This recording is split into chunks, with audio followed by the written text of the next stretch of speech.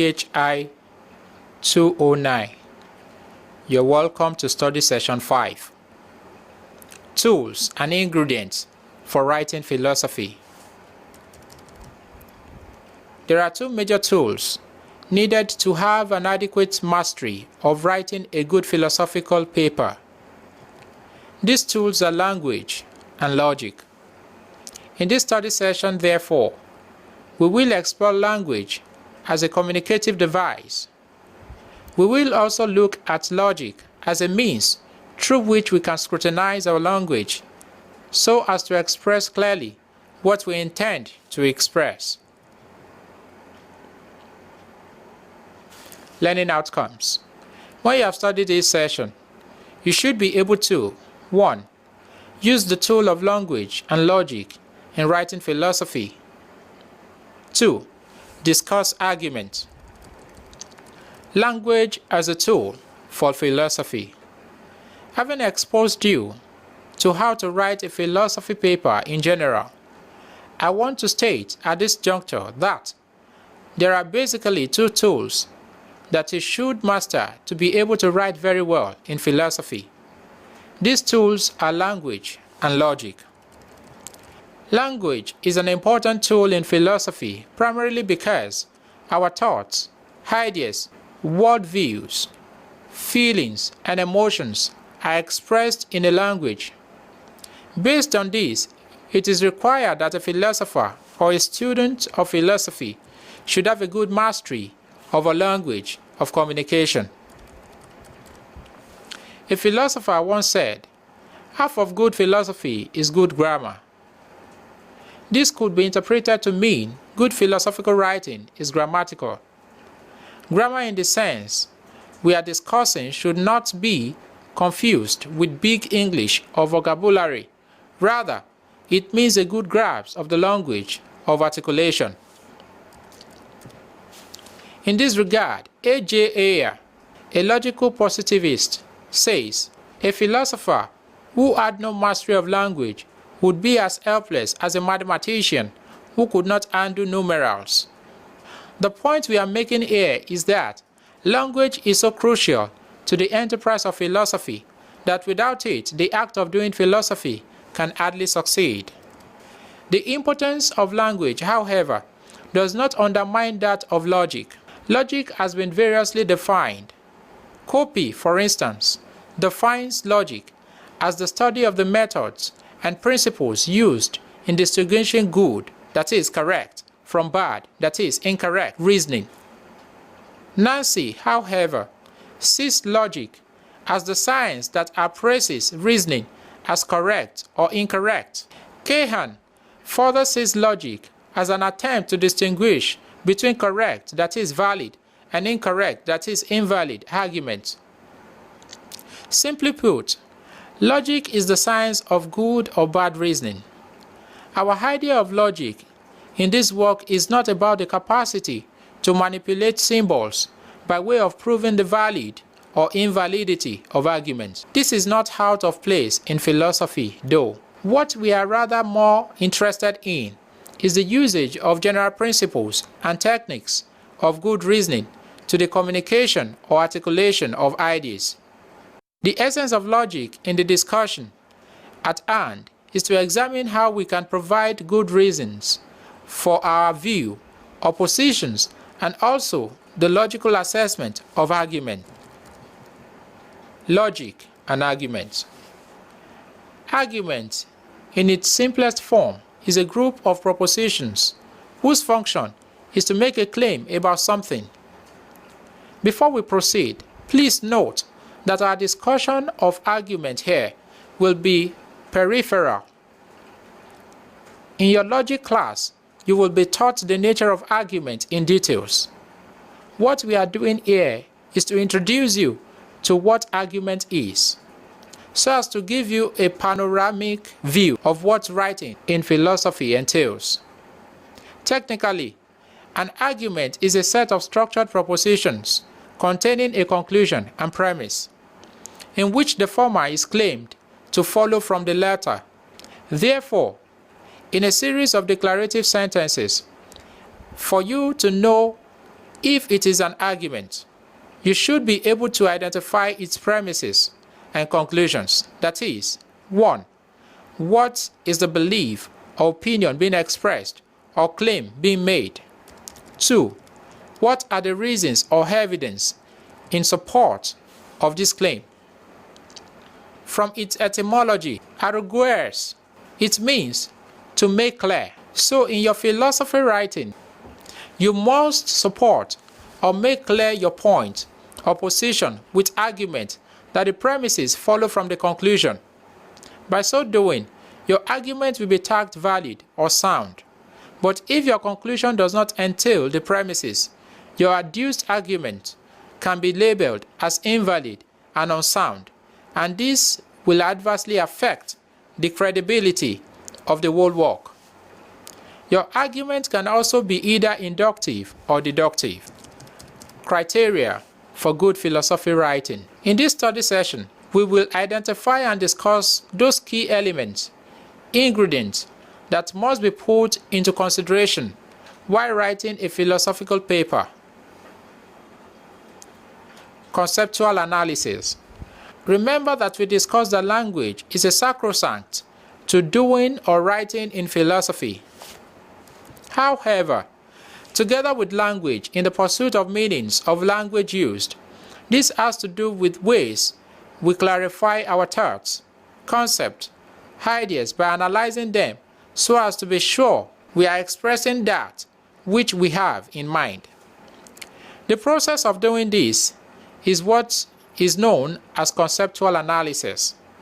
This goes beyond mere definition of concepts, but a way of establishing a logical relationship among concepts whose meanings are believed to be less problematic. The point here is that in any writing you have to embark on, especially in philosophy, as much as possible, analyze the different concepts involved. This is to avoid vagueness, ambiguity, and to be able to have clearer understanding of what the analyzed concept designates. The goal of analysis in this broad sense is to make philosophy less difficult than it otherwise would be. Critical thinking. If half of good philosophy is good grammar, as we discussed in the previous unit, then the other half could be tagged good thinking. Critical thinking is a philosophical activity that has to do with examining or scrutinizing one's claim, beliefs, or idea in a very detailed manner. The reason for doing this is to be able to ascertain whether we can continue to hold on to them, that is, whether these beliefs are sustainable or not. Through the technique of critical thinking, we try to bring to limelight hidden assumptions.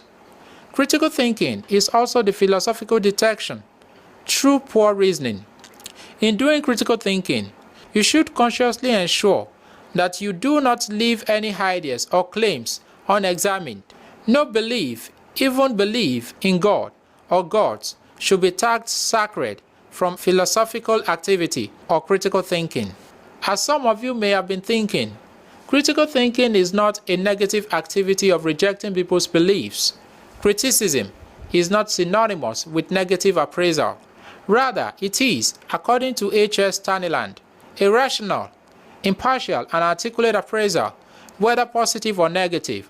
Our objective for engaging in this type of criticism is to enable us to have a new perspective on our ideas or issues to prompt us to reform or modify our beliefs and ideas when they cannot stand the sledgehammer of reasoning. Thus, critical thinking gives room for us to examine our lives. It is also an avenue through which a human society can regard itself as a reasonable one. Reconstruction of ideas. The third important step to a good philosophical writing is that which puts analysis and criticism that we have discussed into practice. This is called reconstruction of ideas.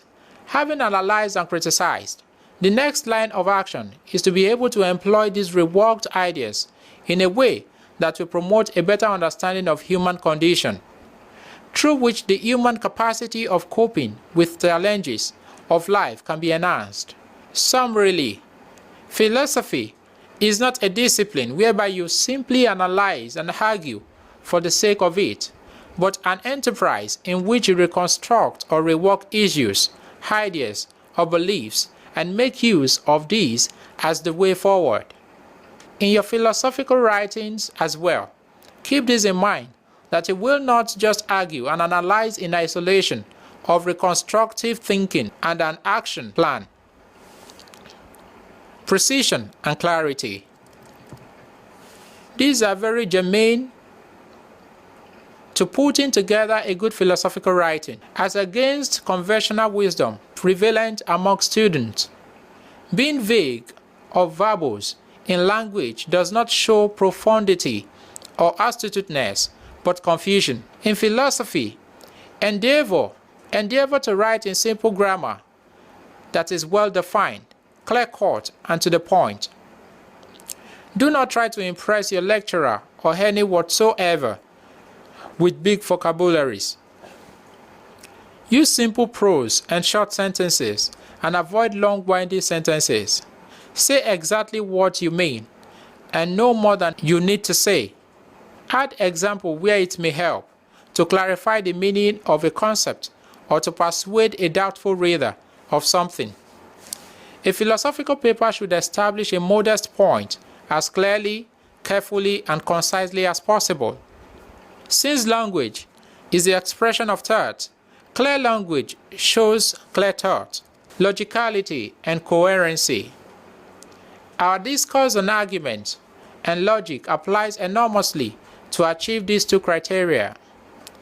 Errors in reasoning are usually a pointer to illogicality in arguments. Avoid committing fallacy. In addition, the argument you marshal in support of or against a claim or position, ensure that they follow sequentially and hierarchically. This will aid logicality and coherency of thought. Furthermore, be careful with specialized language. What we mean by this is that there are certain terms and phrases for specific narrow meanings peculiar to the subject. Such terms include, but are not limited to, deduction, valid, invalid, sound, unsound, mostly used to describe arguments, vague. It is important that you understand how these words are used in philosophy before employing them in your writing. As much as possible, do not discard a philosopher's argument as obviously wrong. Read it over and over again. It could be that you do not understand it properly. Also, if an argument seems right, you must be very careful not to confuse the argument with any other argument that seems similar to it. Being clear on what someone is claiming is absolutely essential. Furthermore, it is very important to always make arguments in your paper. It is usually not enough to say that you do not agree with certain positions, beliefs, or arguments. You should adduce reasons for why you think so. Equally, if you are claiming that someone does not take into consideration something that occurred to you, the onus rests on you to explain why that consideration is important. Moreover, it is of great necessity to think and provide counterexamples, emphasis on counterexample in philosophy writing. What you do here is to anticipate and answer objections to your argument or claims, how someone might possibly reply to you. By doing this, you are critically examining both yourself and your claims by supporting your main argument and making it more compelling. This also helps you to examine whether your position can overcome objections. However, when you present an objection, you must always present a reason or a reason for thinking it is true. The simple negative of a thesis is not an objective to it. Study session summary. In this study session, we noted those tools and criteria that we need to have at our fingertips and cross-check our ideas and writings with while putting together a paper in philosophy. We discussed the tools of language, logic, and argument as important tools for a good and successful philosophical writing. The set of criteria we examined include conceptual analysis, critical thinking, reconstruction of ideas, precision and clarity, and finally, logicality and coherency. We have now come to the end of study session 5. Thanks for listening.